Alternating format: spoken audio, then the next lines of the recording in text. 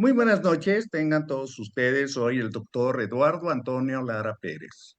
A nombre de la Fraternidad Médica por la Salud, Médicos Unidos por México y el Colegio de Médicos del Estado de Veracruz, les doy la más cordial bienvenida este miércoles 17 de diciembre del año 2025. El tema del día de hoy para algunos de nosotros es un poco difícil porque está prácticamente en siglas, en inglés, que es ARFID. ARFID es el trastorno por restricción y evitación de alimentos y su manejo en pediatría. Y va a hablarse del ARFID y otras novedades de trastornos de alimentación, la académica doctora Cipatli Ayuso del Valle. La doctora Ayuso es médico pediatra, es académica por la Academia Mexicana de Pediatría y por la Academia de Desórdenes e Enfermedades de la Alimentación. También es investigadora en el Sistema Nacional de Investigadores y del Instituto de Investigación de la Obesidad. Es directora actualmente de la Clínica del Adolescente en el Hospital Zambrano de León, en el TEC Salud. Ella tiene un gran currículum, ha publicado muchos trabajos, pero si decimos parte de su currículum, vamos a perder tiempo y mejor le escuchamos. Así es de que es un gusto tenerte aquí, Cipatli. Es un orgullo también para mí que hayas aceptado la invitación y te cedo los micrófonos. Adelante.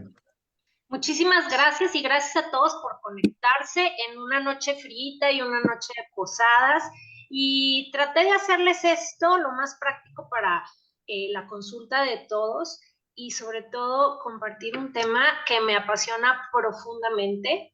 Y pues precisamente vamos a hablar de ARFID, que son las siglas en inglés, que significan Avoidant Restricted Food Intake Disorder y que se refieren a aquellos niños que evitan y restringen alimentos, pero también de otros trastornos de la conducta alimentaria.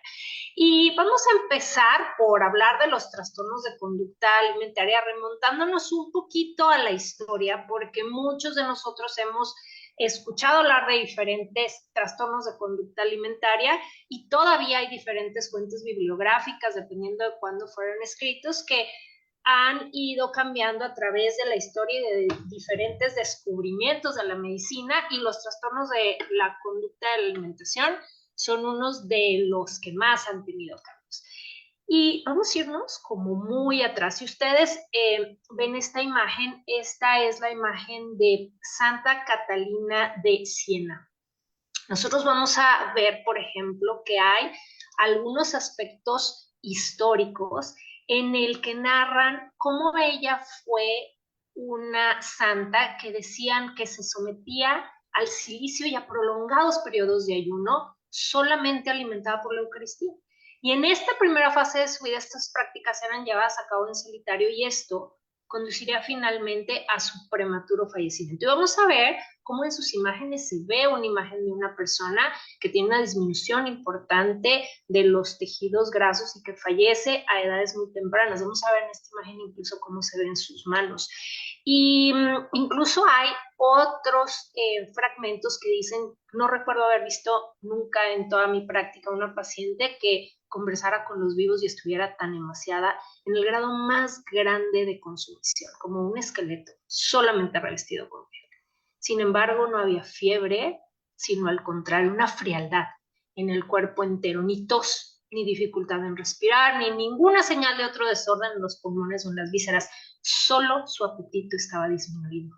Su digestión era difícil, con ataques de desmayos que le ocurrían frecuentemente. Y aunque esto parece un poco poético, en realidad nos están describiendo a pacientes con trastornos de conducta alimentaria, y esto viene extenso en este libro que se publicó que se llama Holy Anorexia y que nos remonta a algunos tiempos en donde incluso el hecho de restringir y de realizar ayunos se llegaba a considerar como parte de diferentes eventos religiosos y no nada más del catolicismo, sino de muchos otros. Y hablando de historia, alrededor de 1940 fue cuando primeramente se da el término de anorexia, llamándose anorexia histérica. Y todavía vamos a encontrar algunos documentos donde esto se manifiesta tal cual y se describe como si fuera una histeria. ¿Qué es lo que mencionaban en esos textos? En esos textos que había rechazo a la comida, pérdida extrema de peso, amenorrea, estreñimiento y ejercicio intenso. Tuvo asociación en que estos temas de restricción alimentaria se podían asociar con una mala relación materna. En el caso de 1965, ya Meyer y Feldman asocian la anorexia nerviosa como una enfermedad en relación con las transformaciones propias de la pubertad, como si algunas personas o algunos pacientes llegaran a negar sus cambios físicos, en donde ellos describen un conflicto corporal y no estrictamente de la función alimentaria.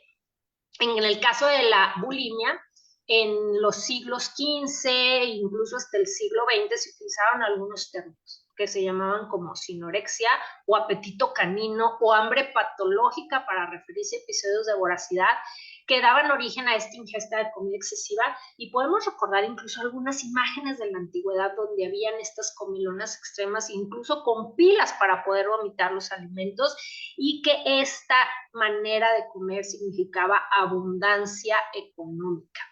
En el caso del síndrome de bulimia nerviosa fue definido hasta 1979 por Russell. Y en el caso del ARFID, no es hasta el 2023 que está incluido como parte del DSM-5 de las enfermedades, y que realmente, pues si tomamos en cuenta 2023, en realidad es una enfermedad que aparece hace relativamente muy poco tiempo. Incluso desde el 2013 ya se había mencionado algo de estas patologías, pero bien a bien se va definiendo a partir de esta época.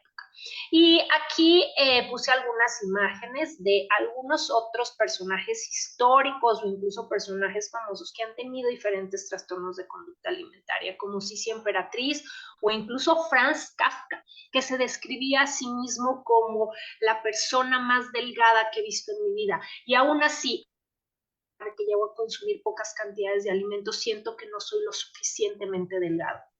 Muchos hemos conocido también historias de la princesa Diana, cómo ella tenía estos atracones y estos comilones nocturnos que después se asociaban con el vómito, y más recientemente estas imágenes de artistas como Ariana Grande, en donde vemos que hay una emancipación importante y una restricción corporal.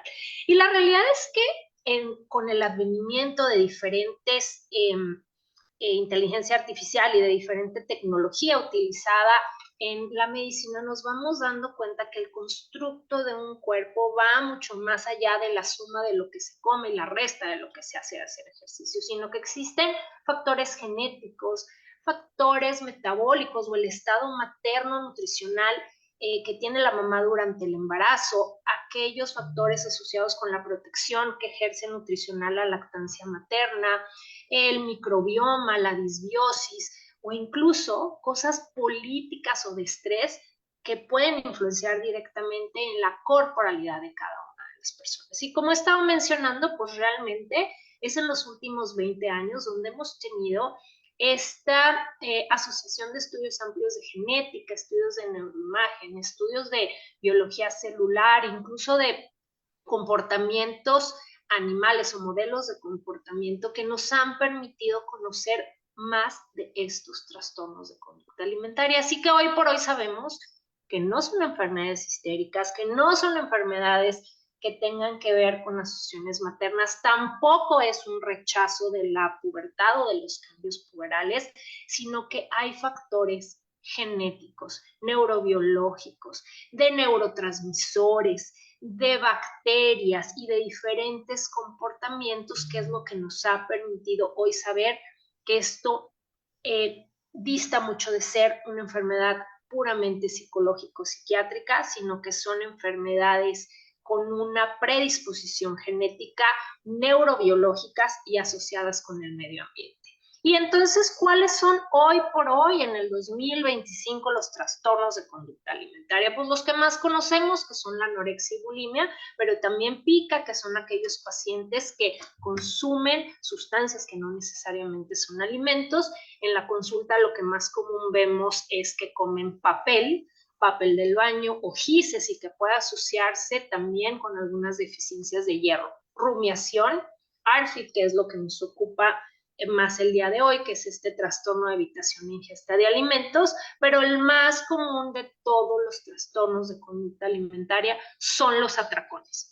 Y hay algunos otros que también están incluidos en el DSM-5, como la anorexia atípica, el síndrome de ingesta nocturna de alimentos y el trastorno por purgas. Y vamos a ver que un común denominador es que en muchas de estas enfermedades existe una distorsión importante de la imagen corporal y que también el advenimiento de las redes sociales, en donde existen estándares de belleza asociados a la delgadez y esta comunicación constante de comparativos entre adolescentes ha hecho que muchas de estas enfermedades tengan una aparición mucho más común y que tengamos más pacientes. Y también muchas veces los adolescentes están medidos por la forma o el tamaño de su cuerpo entre sus pares para decidir dónde está el ideal de belleza específicamente en mujeres, pero esto también puede afectar varones y por supuesto a la comunidad LGBT. Y entonces tenemos muchos adolescentes que están presentando este tipo de patología. Y si bien dijimos, como lo vemos en la parte de arriba, que existen diferentes factores, como los factores genéticos, neurobiológicos, neurotransmisores, hormonales del medio ambiente, la realidad es que una persona, por la forma en que la vemos o su corporalidad, no nos va a definir quién tiene o no un trastorno de conducta alimentaria. ¿Eso qué quiere decir? Podemos tener personas con cuerpos verdaderamente delgados que pueden estar teniendo atracones, personas que viven en cuerpos grandes y que pueden tener anorexia, y en realidad el tamaño del cuerpo no define quién puede tener un trastorno de conducta alimentaria. ¿Y cuáles son las cosas que nosotros como pediatras nos vamos a dar cuenta? ¿Cuáles son los primeros red flags? El número uno es una detención en el crecimiento lineal.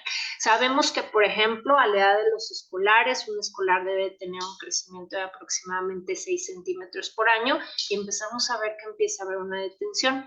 Cambios importantes en el peso, que generalmente son 6 kilos hacia arriba o hacia abajo. En el caso de las mujeres menstruantes, una amenorrea o retraso en los periodos menstruales.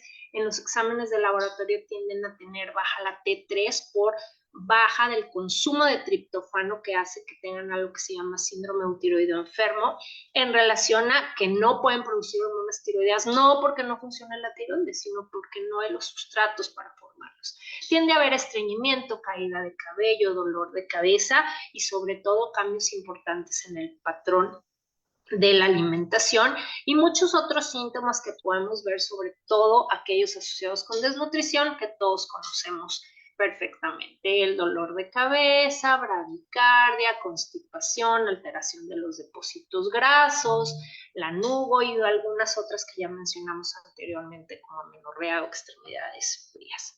En el caso del ARFID, que es este trastorno de evitación y restricción de alimentos, vamos a ver que antes lo conocíamos como aquellos niños que eran selectivos para comer o picky eaters, pero realmente la definición es un fracaso persistente para cumplir estas necesidades nutricionales o energéticas que puede estar acompañado o de pérdida de peso significativa o que no crecen, como dijimos anteriormente, o alguna deficiencia nutricional, que en nuestro medio la más común es una deficiencia de vitamina D, dependencia de alguna alimentación enteral o de suplementos nutritivos por vía oral, pero no incluye a aquellos pacientes, por ejemplo, que no comen ciertos alimentos porque sus prácticas culturales no se lo permiten. En el caso, por ejemplo, de la religión judía, que no consumen algunas carnes porcinas, o por ejemplo que no están disponibles los alimentos. Tampoco son aquellos exclusivamente con anorexia o bulimia, ya que estos pacientes en particular no tienen una distorsión de la imagen corporal y no son aquellos que tienen algún contexto de otra afección anatómica, como a lo mejor alguna atresia esofágica o algo similar. Y ojo, es normal que los preescolares puedan tener esto que se llama neofobia o selectividad y se considera normal y no necesariamente es un picky eater. Entonces, ¿cuál es un ARFID y cuál es un picky eater o un alimentador selectivo? El picky eater son aquellos pacientes que son selectivos y que generalmente están en edad preescolar, es decir, aquellos niños que entran entre los famosos terribles 2 y 3, que realmente están conociendo las texturas, están conociendo los límites y que de repente dicen, no me voy a comer esto y vamos a ver las reacciones de los papás. Y muchas veces los papás en términos de crianza terminan diciéndole, pues, ¿qué quieres comer? O preguntándole a un preescolar qué quiere y fomentando esta selectividad, pero eso no es un arte. Generalmente los picky eaters, los ansiosos son los papás, no el paciente. El paciente está a todo dar. El peso y la talla se conservan. Nosotros como pediatras vienen y dicen, es que no está comiendo y vemos peso y tallas perfectos. Los pacientes, cuando los dejas sin comer, se comen todo porque el hambre los hace comer y generalmente mejora estableciendo límites y métodos de crianza. El paciente con ARFID sí tiene una falla de medro y empiezan a tener interferencias psicosociales importantes. ¿Eso qué quiere decir? Dejan de ir a casa de un amiguito porque no quieren exponerse a la comida que pueden comer, no pueden ir a restaurantes, te dicen es que quiero comer pero no puedo. La ansiedad generalmente es más del paciente y estos pacientes pueden quedarse sin comer porque el hambre no es un factor que va a hacer que los pacientes puedan comer. Y algo muy común que nosotros hemos visto, y aquí les presento un estudio que se hizo en diferentes centros de alimentación, en donde vamos a ver que esto se hizo en servicios de pediatría general, de gastroenterología, en clínicas de alimentación. Y algo que encontraron es que los pacientes con ARFID tienen otras comorbilidades, de las cuales las más comunes son ansiedad, trastorno del espectro autista y trastorno por déficit de atención.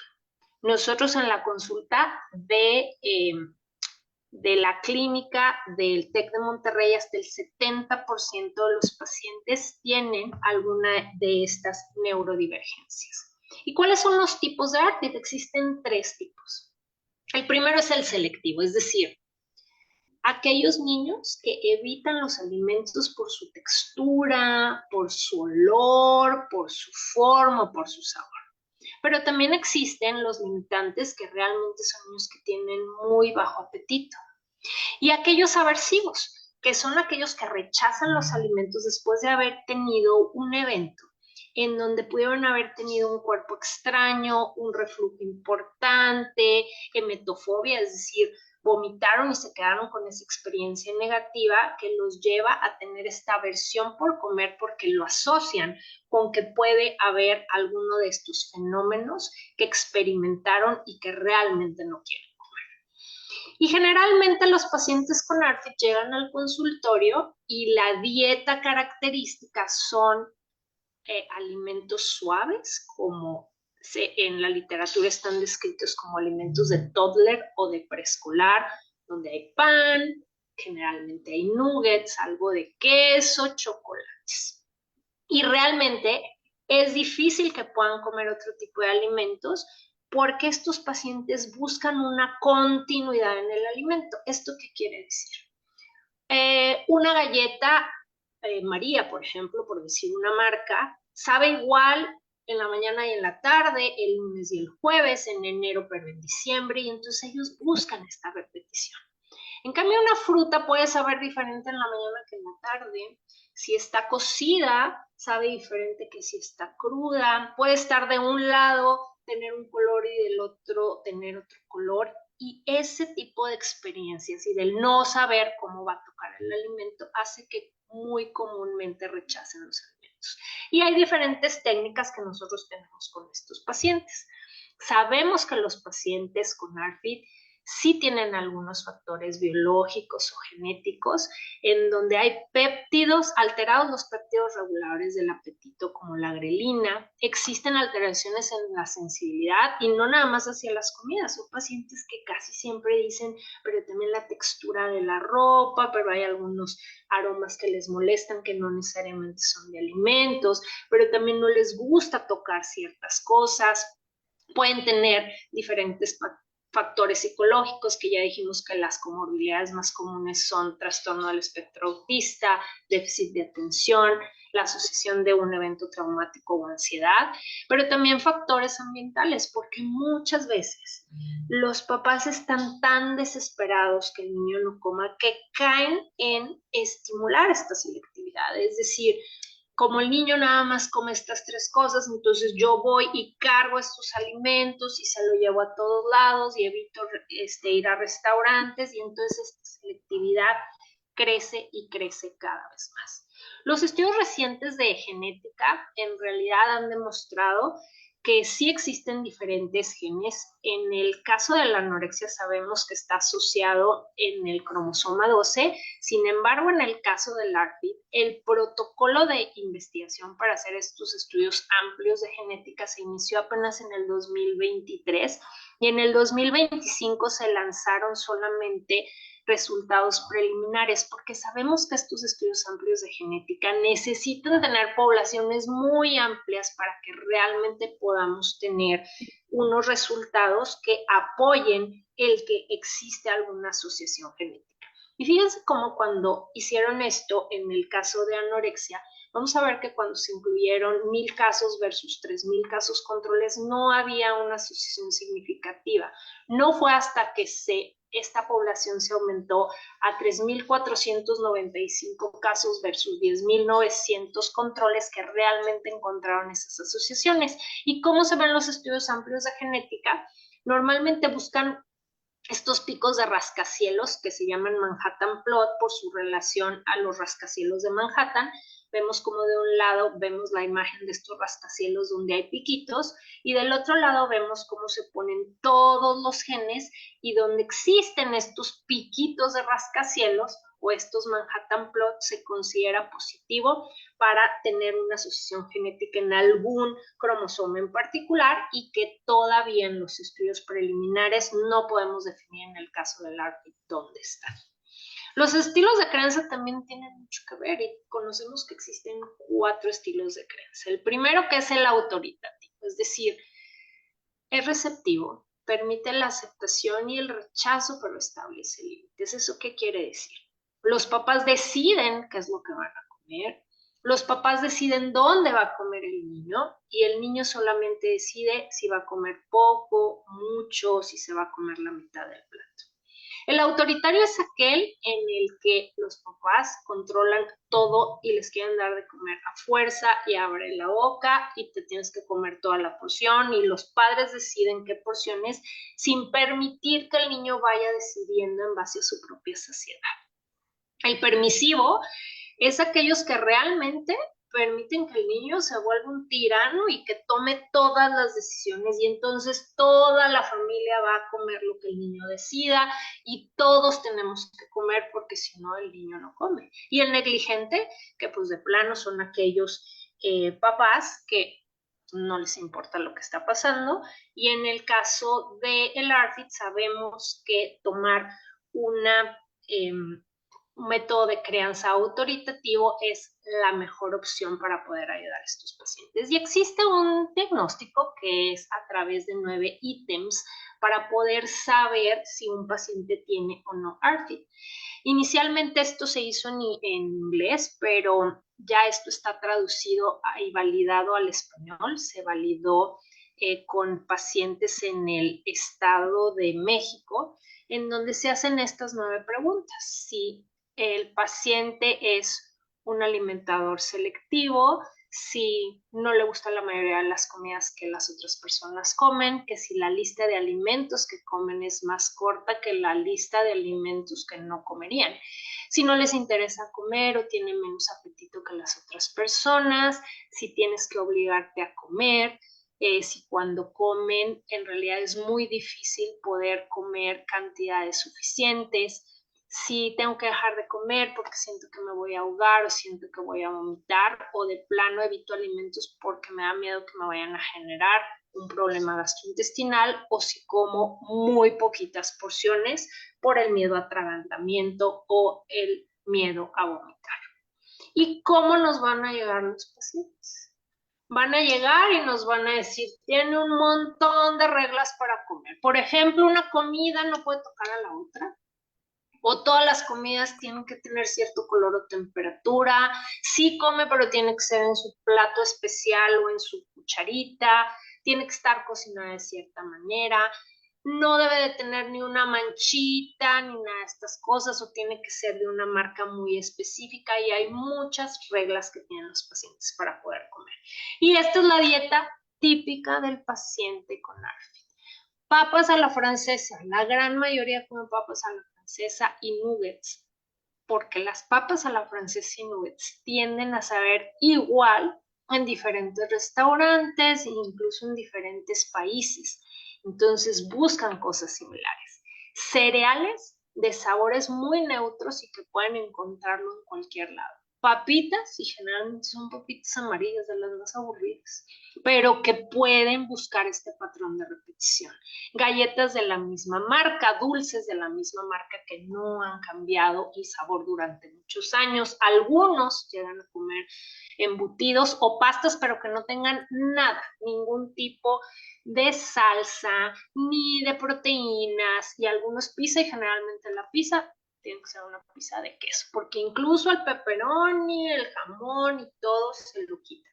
Fíjense cómo en estas imágenes todos estos alimentos tienden a tener el mismo color, texturas similares, la gran mayoría están basados exclusivamente en carbohidratos, tienen texturas que son muy similares y que es una dieta muy típica del paciente con ARFID. ¿Qué pasa si nosotros no tratamos a estos pacientes? Empiezan a tener problemas laborales, para viajar, problemas de relaciones interpersonales, porque realmente este tema de la alimentación hace que incluso se puedan aislar socialmente o que no se puedan integrar en otros medios, porque la mayoría de los medios sociales llevan alimentación. Y existen diferentes terapias, aunque si bien dijimos que se empezó a describir en el 2013, pero realmente hasta el 2023 fue que se fueron estableciendo diferentes parámetros de ARFID. Existen terapias como el tratamiento basado en la familia, las terapias cognitivo-conductuales, las terapias de exposición gradual, terapias de juego, terapias sensoriales o de dieta, para poder tratar a estos niños, pero a la fecha de hoy no tenemos todavía guías clínicas que nos puedan orientar el cómo hacer un tratamiento. Sin embargo, la Academy for Eating Disorders, que es el organismo que se encarga de los principales trastornos de conducta alimentaria a nivel mundial, establece diferentes líneas de manejo que se pueden manejar para los pacientes con ARFID. Y realmente se hace una combinación de esta exposición en cadena, con tratamiento basado en la familia, con terapia cognitivo-conductual y con estos investigadores de cuerpos o de sabores. ¿Y cómo es esto? Pues el tema de cadena empieza con iniciar con el alimento que el paciente come sin ningún problema, que como dijimos normalmente es una pizza de queso o papas a la francesa, y se trata de poco a poco ir haciendo diferentes cambios que se llaman cambios en cadena para que vaya tolerando el alimento que nosotros queremos.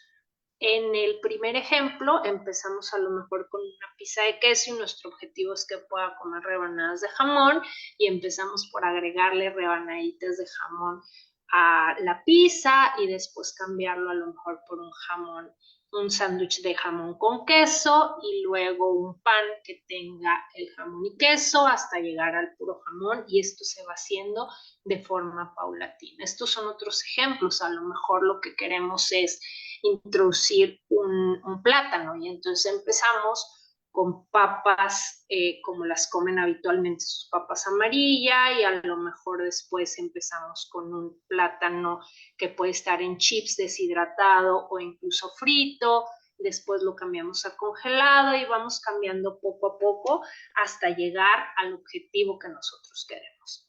El otro método, que es el método de investigadores, consiste en poderle poner algunas emociones a los niños que puedan describir a manera de caricaturas o que ellos puedan expresar qué es lo que sienten con cada uno de los alimentos, ir haciendo exposiciones graduales, así como el apoyo de la terapia cognitiva que hacemos con los pacientes, en donde vamos exponiéndolos a los miedos poco a poquito, y ahorita les voy a poner un ejemplo de cómo lo vamos a hacer. Nosotros terapia combinada, y lo que hacemos es empezar por recomendaciones de crianza. ¿Cuáles son nuestras recomendaciones de crianza? Son 9 recomendaciones. La primera, le pedimos a los papás que sean ellos los que mantengan los límites, es decir, los padres deciden dónde y qué come el niño. Les decimos que dejen de preguntarles a los niños qué quieres desayunar, qué quieren comer. Las decisiones deben de ser de los padres, y permitirle al niño que tome la decisión de decir hasta dónde se siente saciado y hasta dónde no. Quitar distracciones. Hoy por hoy la mayoría de los niños comen con televisión, iPad, celular, y es muy importante que el momento de la comida en familia sea un momento libre de distracciones.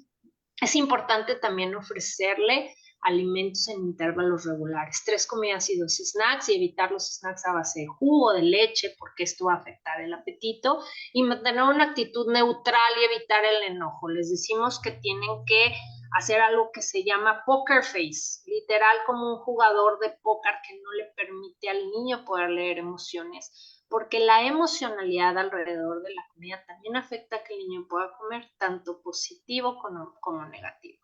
Si no me lo como, no me lo logro terminar, me van a regañar, mi mamá va a llorar, va a estar preocupada, o al revés.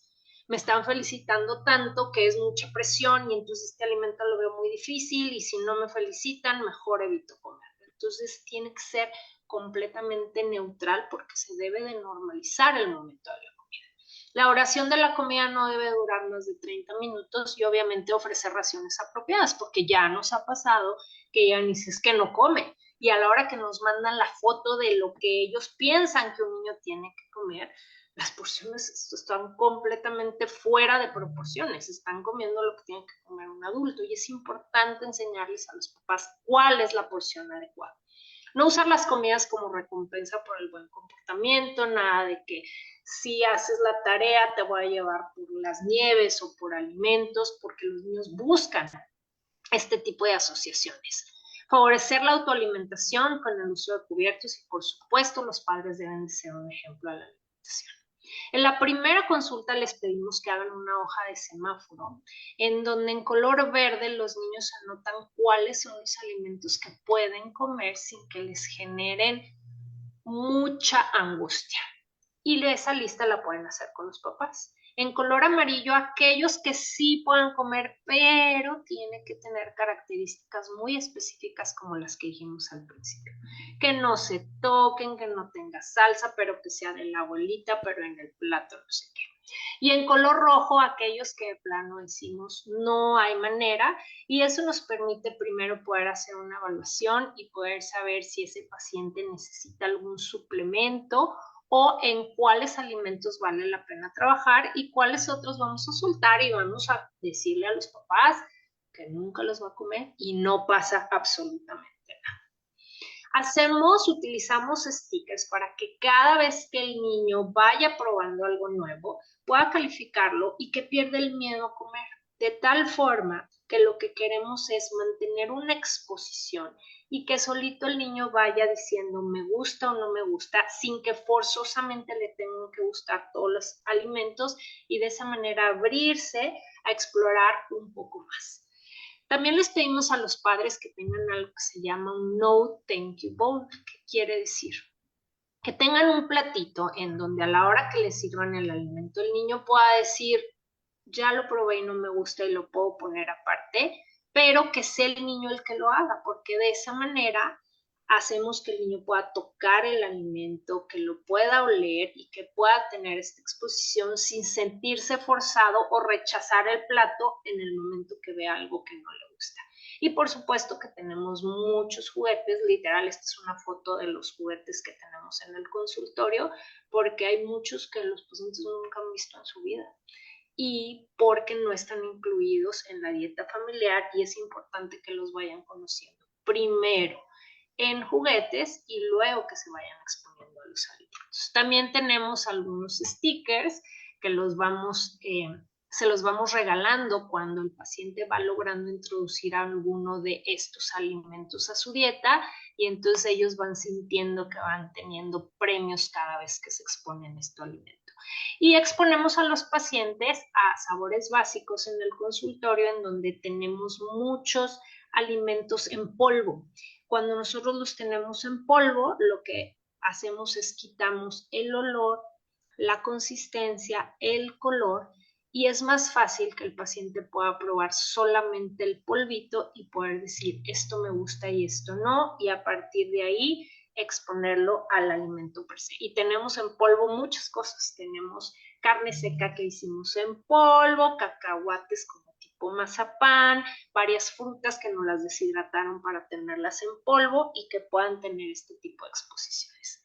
También usamos colorantes. Por ejemplo, Mateo, él solamente comía nuggets y pizza de queso. Entonces usamos este tipo de colorantes que pueden comprar en cualquier supermercado, en donde él va poniendo estos colorantes que son sin ningún tipo de sabores y sin ningún tipo de olores, para que vaya tolerando la presencia de otros colores en su alimentación y posteriormente fuimos cambiando a que, por ejemplo, la pizza tuviera de repente espinaca, algo de tomate, hasta que fue tolerando y a partir de ahí es que fuimos avanzando en el proceso en cadena. Ella es Vale y vamos a ver cómo Vale se va exponiendo a las tareas que le vamos dejando. Entonces,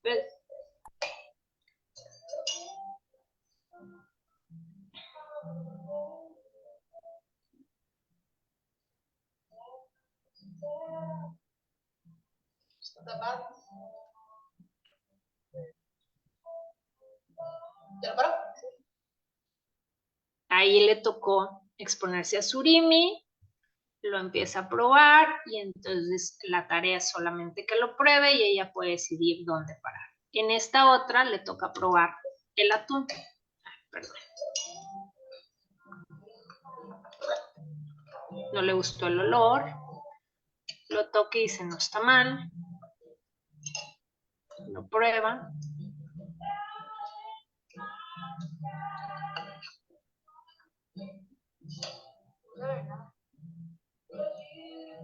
Dice no sabe nada y es uno de los alimentos que fuimos exponiendo poco a poquito y tiene su platito de No Thank You Bowl donde puede exponerse. Este es uno de los pacientes que hemos logrado que coman un montón de cosas y que los papás trabajaron excelente. ¿Cómo debe ser entonces la alimentación en general de un niño? Es importante que incluya los alimentos básicos que todos conocemos.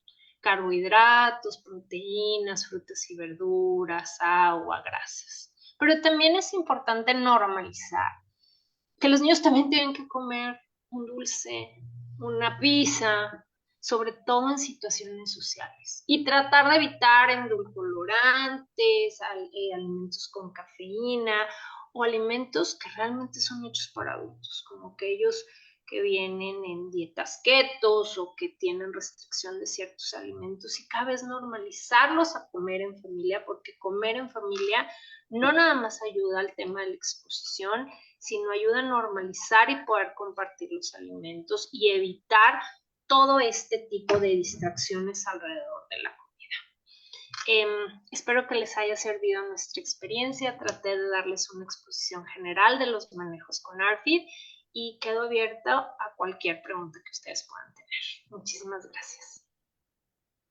Muy amable, Torayo. Si quieres dejar, por favor, de compartir, eso es. Ahí estoy. Creo que voy a quitar este tipo de pantalla porque no te ves bien, pero no sé cómo hacerlo. Eso es lo peor. A ver, bueno, voy a tenerlo. Fíjate que es un tema apasionante porque yo diría que en muchas familias tenemos problemas. Eh, Parece ser, y cuando uno compara cuando ya es abuelo como yo, ¿verdad? Dice, bueno, en mis tiempos no había nada de eso, porque los papás en ese entonces, la mamá decía, esto es lo que hay de comer y te lo comes porque no hay de otra, ¿no? Y bueno, pues uno, aunque no le quisiera, y la otra es, ahora te lo comes, ¿verdad? Y no sometían a ella a un castigo. Pero conforme ha cambiado la sociedad, la forma de la dinámica de familia, el compromiso de los padres, de las madres que trabajan y tienen también un plan de vida, y se vuelve una dinámica un poco difícil para establecer ciertas reglas. O sea, muchas mamás no tienen tiempo de cocinar.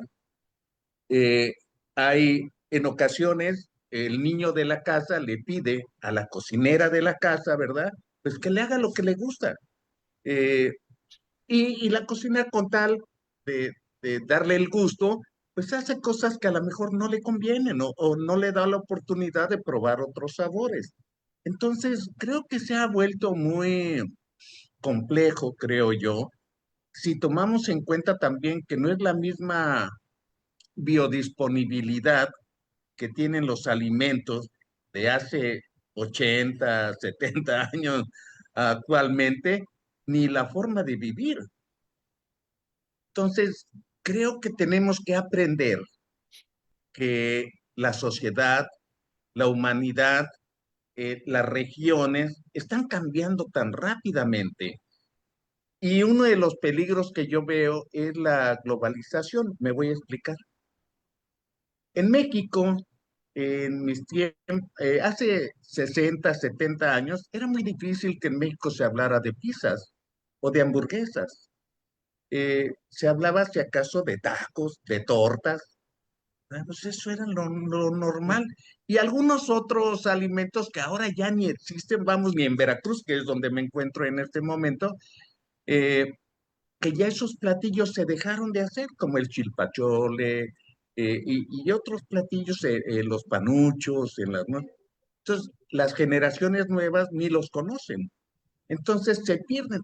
Y quiero yo pensar No, que no. posiblemente en aquellas generaciones de mamás de 24 horas que iban al ¿Qué mercado, pasó? que escogían los alimentos, que los Sí, preparaban, hacían un está menú enfermo otra diferente vez. todos los días, había una gran riqueza No, de productos generalmente naturales, con determinados eh, eh, técnica de preparación, etcétera, y cumplía las necesidades metabólicas, de suplementos, etcétera, que necesitaba un individuo. Actualmente vemos que la gente tiene deficiencias de suplementos de vitamina D, de magnesio, no sé, de zinc. Entonces uno dice, qué bárbaro. ¿Será que antes no se sabía o ahora se sabe o la alimentación está fallando? Pero lo que es una realidad es que me cada duele para vez hacer pipí va o para siendo hacer un popó reto espontáneamente. que los niños coman algo fuera de lo que están viendo en la televisión y que se les antoja. Pues, es más, el día que cocina la mamá dice, no, ¿Y no, lo yo no llenó quiero bien? comer. ¿Por qué no pedimos una pizza? Claro, doctor. Y la realidad es que el tipo de enfermedades que ha aumentado la incidencia, El, ch- efectivamente no el nada chorro más son las salió, A el enfermedades. ver, chorro salió permíteme, bien. porque alguien tiene su micrófono abierto y se está escuchando. Creo que ya. ¿Quieren, por favor, apagar su micrófono, su audio? Gracias. Sí, adelante. Las enfermedades que han tenido una alta incidencia, sobre todo en niños y adolescentes, son aquellas enfermedades que tienen que ver con la salud mental y la salud nutricional. Y definitivamente va de estos cambios en donde muchas mamás tuvieron que salir al tema laboral y que no pueden tener ni el tiempo ni la disposición económica para poder preparar los alimentos y estar en casa. Y la realidad es que el tratamiento tanto de la anorexia como de la bulimia, como del ARFID, realmente significa regresar a las bases, regresar a comer en familia, comer de manera regional, acompañarnos todos en los alimentos, platicar a la hora de la comida, porque la base de todas es la misma, es poder acompañarse a comer, y definitivamente siempre la indicación va a ser que puedan comer regional, porque nuestro microbioma, nuestros genes están hechos para poder absorber mejor los alimentos de nuestra región de donde son nuestros genes. De ahí que de repente podamos desarrollar intolerancias a la lactosa los mexicanos, porque nosotros no comíamos leche y porque ahora todo el mundo tiene problemas para absorber algún tipo de proteínas que antes, como el gluten, porque pues nosotros somos de maíz, nuestro intestino naturalmente lo que le viene bien es el maíz y no el trigo, y entonces es súper importante regresar a las bases. A lo mejor usted va a comer panuchos y yo voy a comer algo acá de la región, ¿verdad? A lo mejor yo me voy a comer un pan de elote y un cabrito. Y en Guadalajara se estarán comiendo un pozole, pero es bien importante regresar a las bases. Entendemos que muchas mamás tienen que trabajar, pero también es importante trabajar en familia. A lo mejor si están con los abuelos, a lo mejor si está el papá dedicado en casa, pero poder establecer con estos tiempos cómo vamos a hacer para poder regresar a estas indicaciones y no darles tanto poder a los niños, porque aparte los niños te van a contestar lo que es palatible, pero no sus necesidades nutricionales. Ellos siempre van a querer comer dulces. Claro, a mí también me toca en la consulta que dices que nunca me pide frutas y verduras, ni te los va a pedir. Siempre quiere comer dulces. Claro, son niños y por eso necesita alguien que les ponga los límites y los marque y que les pueda decir cómo hacer las cosas. Y nosotros como pediatras tenemos que evolucionar a poder saber lo que pasa con nuestros niños hoy y poderlos guiar y decir, necesitamos regresarnos a los puntos donde esto es lo que hay de comer. Lo vamos a compartir entre todos. Todos juntos nos vamos a sentar a hacerlo. El pastel delicioso, pero se comparte entre 20 y así es como tenemos que comer. Y fíjate que, bueno, dije de esa manera en el aspecto de dinámica de familia y todo, pero mucho tiene que ver, sobre todo en las últimas décadas, eh, la inmunogenética de la nutrición, desde que la madre, su estado nutricional, qué es lo que come, cómo se alimenta durante la gestación, eso de la metilación o que se estimulan unos genes, otros no, etcétera, toda esa serie de cosas, pues lo hace muy complejo. Entonces, ahora, el reto actualmente, a como yo veo, es mantenerse saludable, o sea, ser normal y comer normal, lo cual resulta caro y difícil. Claro, difícil hacer actividad física porque cada vez los niños están más sedentarios, y cuando me refiero a actividad física, lo ideal sería un deporte, pero en caso de que el deporte no se pueda por el tema económico, por el tema de desplazamiento, por lo menos mantenerse activos, es decir, en lugar de estar sentados en la televisión, poner a ayudar a hacer tareas domésticas en donde se estén todo el tiempo moviendo, y eso es lo que más va a ayudar. Yo muchas veces les digo, vamos a usar las escaleras en lugar del elevador, estaciónense lejos y caminen un poquito más, cosas que son muy básicas y que no necesariamente tienen que estar inscritos en un club de fútbol o de cualquier deporte. ¿No? Y hay gente, padres, que cogen el carro para ir a 3 calles a comprar el periódico, ¿verdad? Y ni siquiera se bajan del auto, abren la ventanilla, le dan el dinero y quieren que se lo den ahí a través de la ventanilla. Bueno, eso por un lado. Y es importante esta información que nos das, porque creo que el médico, sobre todo el médico de primer contacto, es en cierta forma responsable y protagonista en ocasiones de un gran atraso de, de la investigación y de la información. Me voy a explicar. Hace como 2 semanas hablamos de la disautonomía y es un fenómeno pues, que se está viendo con más frecuencia ahora después del COVID. Le estamos prestando atención. Pero hace 80 años, ¿verdad? Los médicos decían, es que es histérica. Y entonces, como era histérica, muchas mujeres las internaron en sanatorios de enfermedades mentales, les hicieron cosas terribles, y todo simplemente por ignorancia, por desconocimiento y por estar abierto a que existía algo que no entendíamos, pero que eh, era una invitación a investigar.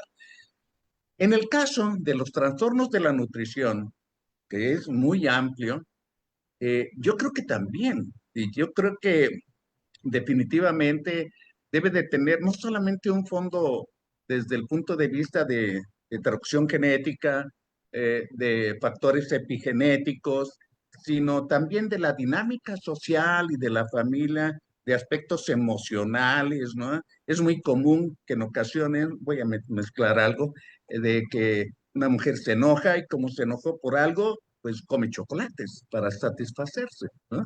Entonces, bueno, entonces La verdad en es que cierta forma, existen muchas cosas, doctor, y discúlpeme que lo interrumpa, pero nosotros lo que también vemos mucho es que existe mucho body shaming, utilizando la palabra body shaming como una entonación negativa para hablar del cuerpo de los demás. Y los adolescentes están recibiendo principalmente ese tipo de body shaming en su propia casa, disfrazado de cuidado.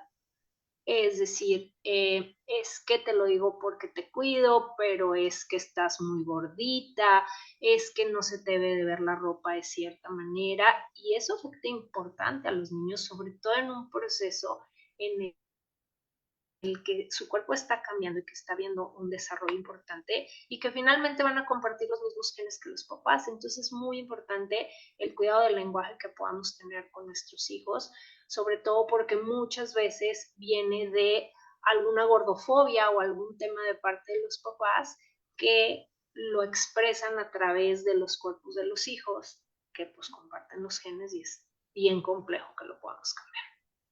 finalmente es una agresión, es una estigmatización y que en ocasiones le dura durante toda la vida, ¿no? Eh, Fíjate que también, eh, no quisiera yo meterme en eso, pero tenemos un problema muy serio, perdón, algo hice mal, No, aquí estamos. no, es que moví algo, ¿sí? Bueno, espero que estemos bien, estoy en computadora diferente. Fíjate que tenemos un problema de que México posiblemente es el primer lugar mundial de consumo de bebidas azucaradas. Así es.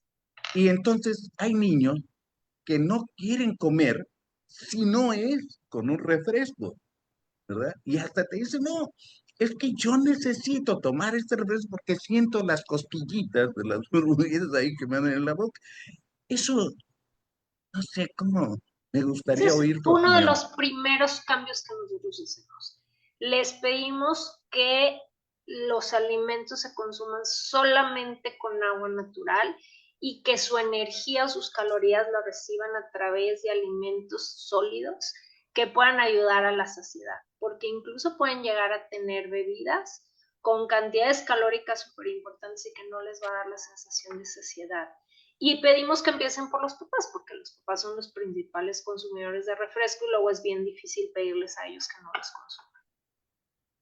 Sí, definitivamente. Fíjate que está aquí el doctor Ulises Reyes. No sé si quieras comentar algo, Ulises. Doctor Ulises, qué gusto poderlo saludar. Sí. Bueno, aquí está nada más que está de incógnito, pero yo pensé que había levantado la mano. Perdón. Ulises, ya te comprometí. ¿Escuchan? También está, adelante, Ulises, pero enciende tu cámara, por favor. Ahí está. ¿Sí? ¿Se encendió? No. Lo podemos escuchar muy bien, pero no lo vemos. Ah, bueno, yo sí la veo y luce muy bien, ¿eh? La verdad que Qué gusto saludarlo, doctor. igual, si Pati ya sabe que soy su fan. Pues sí, siempre es un placer escuchar a alguien que está al día en esto de la nutrición. La verdad que me impacta mucho. Le digo a Lalo, ¿sabes sobre ARFID? Y me dijo, no, pues aquí hay alguien experto y así fue como le contactó, yo creo que para esta charla, ¿no? Siempre Lalo y yo estamos buscando, más Lalo que yo, lo nuevo, lo que nos impacte, lo que nos enseñe. Y usted realmente tiene una experiencia increíble. Acabo de ver lo que hizo con los niños de educación del grupo que hizo el mensaje para que se fueran con ustedes a la toma de sus muestras, ¿no? Y me doy cuenta pues que se innova. Siempre es bueno innovar.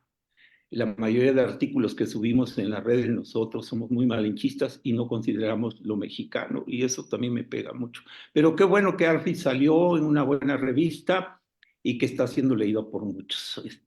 Y bueno, pues es un placer. ¿Yo qué más puedo comentar, Lalo? Siempre es bueno aprender de las nuevas generaciones que son ustedes, ¿no? Sí, sí. Están súper Fíjate que preparados. quiero ponerlo como estaba anteriormente y ya no puedo. ¿Cómo lo Este, hiciste ahora? Qué bárbaro. no sé, es que estoy en otra computadora y realmente Traigas, estoy tratando de estamos ponerlo, No te pero distraigas en esta charla, debes estar viendo alguna otra. No es cierto. Muy Con bien, pues todo el gusto del felicidades, mundo doctora. podemos anexar el link Un del placer. artículo para si alguien quiere tener un poco más de información, que tuvimos el placer de escribir junto con el doctor Ulises. Y por supuesto mis datos están disponibles para cualquier persona o cualquier pediatra que quiera platicar de algún caso y que lo podamos ayudar. Con todo el gusto del mundo desde Monterrey, estamos encantados de la vida. Gracias, un Gracias abrazo. a todos con todo cariño. Felicidades.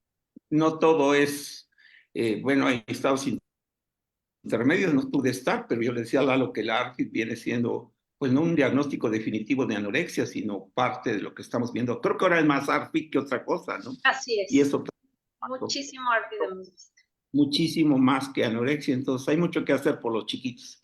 Así es. Batallamos mucho, es multifactorial, no les dedicamos tiempo, ese es el problema más grave que tiene esta sociedad.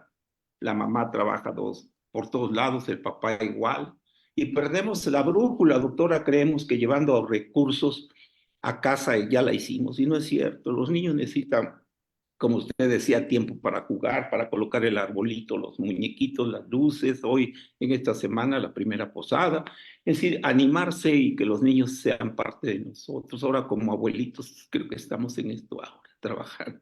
Pues felicidades, muy bien, la verdad. Muchas Que gracias, a sus órdenes. sabe muy mucho amable, además. muy amable Así. Ulises. Eh, no sé, fíjate que eh, yo creo que este tipo de pláticas es importante porque durante los últimos 5 años en Médicos Unidos hemos estado muy preocupados con respecto a la enseñanza-aprendizaje. Y sería muy eh, inadecuado que siguiéramos enseñando igual. Ya hemos hecho muchos conversatorios y muchas videoconferencias con esos tópicos, pero me refiero específicamente a que el médico tiene muy mala preparación en nutrición, en general, muy mala, eh, ni siquiera regular, muy mala. Y Ya. debe de dársele mucho más importancia a los conocimientos de la nutrición, porque realmente vemos que los médicos dan muy malas recomendaciones.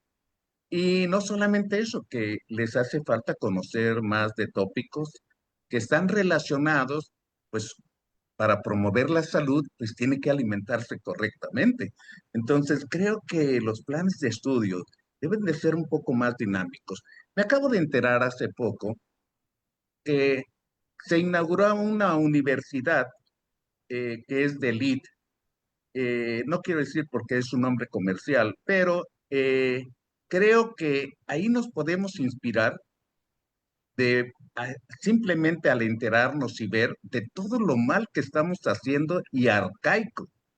Entonces yo creo que tenemos que buscar la forma de hacer, de innovar, de buscar eh, explicarnos lo que está pasando y no creer que a nuestro juicio, pues así debe de ser. Y vuelvo a repetir, ¿cuántos pacientes sufrieron por la decisión ignorante o deficiente o fácil de algún médico que dice, no, es que así es él y así va a ser toda su vida? No, no, no, ¿saben qué? No está de más darle una nalgada o déjenlo castigado y no le den de comer, ¿verdad? Hasta que venga otro alimento. Y así una serie de barbaridades o cosas que, bueno, yo no sé si eso sea correcto, ¿no? A lo mejor necesitaríamos hacer otra plática más para irnos educando, pues de todas las generaciones de médicos, pero vuelvo a repetir, yo al menos en mi formación de médico de hace más de 50 años, ¿no? este, era muy escueta la información acerca de la alimentación. Y lo peor de todo es que la población en aquel entonces creía que el médico era un sabio y que la palabra del médico era la ley, ¿verdad? Y entonces hasta decían, pregúntale al doctor, lo que él diga, pues así debe de ser. Y voy a poner un ejemplo. Aquí en Veracruz, teniendo mar, la población en Veracruz consume solamente entre el 5 y el 7% productos del mar. Es una tristeza. Y Claro, qué barbaridad. Y nosotros en Monterrey consumimos muchísimo producto del mar cuando ni nos toca. cuando no tienen mar. Bueno, pero por ejemplo, si nos comparamos con Japón, que parece ser que es uno de los países que tiene una gran longevidad y una muy buena calidad de vida, pues vemos que el 90% de su alimentación viene del mar. Entonces, estamos un poco al revés Claro. y no Y ellos aprendemos. consumen local, tienen actividad todo el tiempo porque caminan mucho, porque se dedican a preparar los alimentos, que es parte de lo que les genera esta longevidad. A mí me gustó mucho tu comentario de que deberíamos de comer lo que se produce en la región, ¿verdad? Eso me encanta porque tal parece que ahora tenemos que vestir igual que como visten en otras ciudades europeas, o tenemos que usar unos tenis, ¿verdad? Porque esos son los que están de moda. Y ahí vemos a la gente en los ranchos con unos tenis padrísimos para jugar básquetbol, ¿verdad? Y vemos un montón de cosas raras simplemente porque tenemos tanta publicidad, estamos tan bombardeados de publicidad. Yo hoy en la mañana tuve problemas para mi caminata matutina, o sea, todos los días voy a caminar, porque una marca de refrescos cerró todo el bulevar, 10 kilómetros cerrados, simplemente para una caravana de esa marca. Y uno dice, bueno, qué barbaridad, qué poder económico, qué poder de publicidad en un país que es el primer lugar mundial de De consumo de consumo. refrescos. Sí, entonces creo que debe de haber muchas cosas, no debemos de dejar cabos sueltos y cualquier cosa que hagamos de cambio, seguramente que nos va a traer un beneficio. Pero si el plan no es el adecuado, pues hay que cambiar el plan, pero no el objetivo. O sea, el Fíjate, Lalo, objetivo, perdón que te interrumpa. Fíjate sí, que en Oaxaca, en algunas comunidades de la sierra, yo admiro mucho a la gente de la sierra, ya no dejan entrar, en algunas comunidades, no en todas, ya no entra el carro refresquero, no lo permiten los de la ¿Qué Coca-Cola, los que tal? porque Lo hicieron mejor. ya les enseñaron que tienen que tomar agua. O sea, eso tendríamos que hacer. Mi sueño guajiro sería que desapareciera la Coca-Cola, no en el mundo, pero en México sí, por todo lo que está originando, pero Claro. hay O mucho que que hacer. se pudiera tener un subsidio de algunos alimentos básicos regionales y a lo mejor aumentar los impuestos de aquellos que no traen ningún tipo de beneficio nutricional a nuestros niños. Fíjese, doctora, que desafortunadamente, por ejemplo, con los cigarros, le pusieron hasta una calavera ahí, esto te mata, y aún así la gente lo consume. Entonces creo que se pudiera hacer una estrategia, pero no implicaría un impacto tremendo. Y ahora ni se diga el agua, la cantidad de agua que ocupan estas empresas es enorme, nos están vaciando los mantos freáticos. Entonces, a grandes remedios, pues que también grandes soluciones. Así es, Yo así me es. acuerdo mucho, no me salgo del tema porque está muy relacionado, cuando con Felipe Mota conocimos el programa de hidratación oral y empezamos a ver a los niños en los hospitales que llegaban porque tomaban bebidas, el Pedialit, otras marcas, eran con gran cantidad de sodio y llegaban en hipernatremia con edema cerebral. Y yo le decía al maestro Felipe, oiga, ¿no sería más fácil que usted que está en el gobierno, porque era el que tenía el programa a nivel nacional de hidratación oral, ¿no sería más fácil, maestro, que ustedes metieran un oficio? Entonces creo que estaba Cedillo para que separara esto de la empresa que mete Pedialite a México, ya no la fabricara o metiera un Pedialite reformado. Y me dijo, Ulises, ya lo hice. ¿Y sabes qué pasó? La empresa se amparó.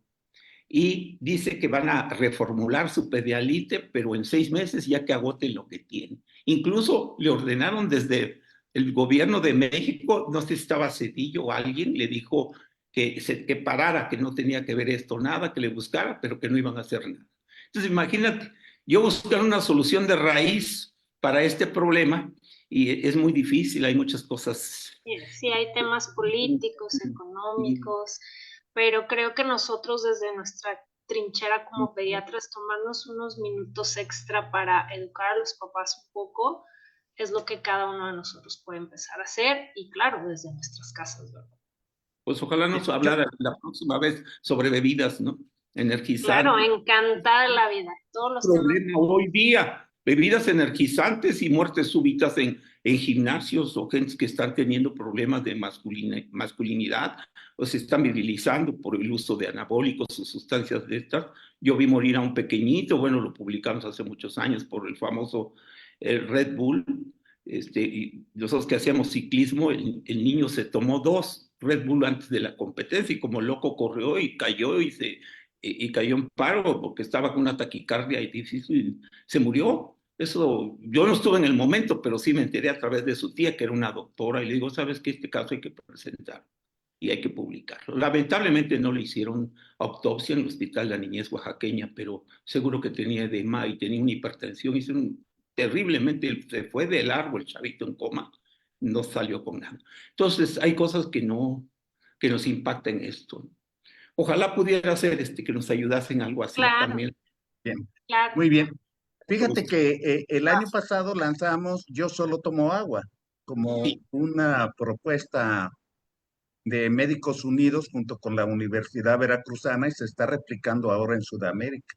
Yo Me presenté encanta, me encanta. esa de Yo Solo Tomo Agua para fomentar el buen funcionamiento del cuerpo y disminuir la huella de carbono con una actitud totalmente personal para el cambio climático. La presenté en Perú. Bueno, pero volviendo al tema, una de las propuestas, creo yo, sería crear clínicas tipo taller para niños y padres acerca de educación alimentaria. Se me ocurre pensar, claro que ese es el pretexto, pero en realidad están involucrados la dinámica emocional, la dinámica social, toda esta serie de cosas, la biodisponibilidad de los alimentos y cómo se puede hacer, uh, uh, enseñarle a la gente que cocine en la noche o prepare alimentos que puedan llevar a sus áreas de trabajo o de escuela, como hacíamos hace añísimos, ¿verdad? Que creo que funcionarían bastante bien. Los mismos niños y adolescentes pueden aprender a preparar sus alimentos muy bien. y sería Sí, maravilloso hacerlo. sí. Bueno, Gracias. pues como siempre, con un buen tema, ¿verdad? Siempre nos pasamos en el tiempo, pero pues quiero pedirle a Cipatli, por favor, si nos da un mensaje final para que cerremos esta transmisión y pues hay para rato para hablar de esto. Entonces, efectivamente la vamos a comprometer, a ver si en breve nos da otro tema. Encantados Adelante. de la vida. Pues finalmente los trastornos de conducta alimentaria son enfermedades que no son exclusivamente psicológicas, sino que tienen bases genéticas y neurobiológicas y que es muy importante manejarlas. Finalmente se manejan con las reglas sencillas de regresar a comer en familia y nosotros como pediatras podemos apoyar a que eso vaya sucediendo. Conocer cada vez más acerca de todo lo que ha pasado en medicina para saber un poquito más de estos trastornos nos permite estar mejor preparados para poder ayudar a estos niños. Muchas gracias. Hombre, pues muy agradecido con la doctora académica Zipat de Ayuso del Valle por su excelente exposición. Y nada más para cerrar, yo creo que debemos de hacer una especie de acto de contrición. ¿Qué tan satisfechos estamos en nuestro ejercicio profesional cuando un paciente va por cualquier cosa y no lo medimos, no lo pesamos, no le medimos la cintura y no sabemos cuál es su estado nutricional y todavía peor, ni siquiera le preguntamos qué es lo que come o lo que acostumbra a comer, viendo un problema tan serio de obesidad infantil, con un consumo tremendo de bebidas azucaradas? Y tal parece que nada más nos interesa mandar el antibiótico para una amigdalitis o mandar un sintomático ahí, etcétera, como si los pulmones o la garganta no le pertenecieran al niño completo, ¿verdad? Entonces hay que tratar de hacer una medicina integral, respetando, ¿verdad? Que a lo que esté enfermo va a afectar a todo su organismo. Esta es la medicina integral y yo creo que tenemos que virar un poco nuestra idea. Ya habíamos hablado también en Médicos Unidos acerca, pues, de esa filosofía patogénica que la Secretaría de Salud en México, pues, es Secretaría de la Enfermedad, ¿verdad? No se promueve en realidad la salud, ni se hace prevención, ¿verdad? Entonces necesitamos mirar cada uno de nosotros a tratar de fomentar la salud, las buenas costumbres, empezando por uno mismo, ¿verdad? Y entonces no puede uno dar consejos, ¿verdad? Muy buenos, y que de repente digan, ay, doctor, ¿y usted por qué fuma? Oye, doctor, ¿y usted por qué está gordo? Oye, no, bueno, no tome este refresco, doctor. En fin, entonces hay que hablar con el ejemplo. Así es de que muchísimas gracias a la académica doctora Cipatia Ayuso. Hay muchas felicitaciones aquí en Zoom y también en Facebook. Ya se me fue el tiempo, ya no le dimos oportunidad a otros, pero habrá oportunidad más tarde. Muchas gracias a los que se unieron en Zoom, a los que se unieron por Facebook. Y este video estará en unos minutos en nuestro canal de YouTube. Así es de que muchas gracias a todos, buenas noches y hasta pronto. Felices fiestas. Dios Bye. igual.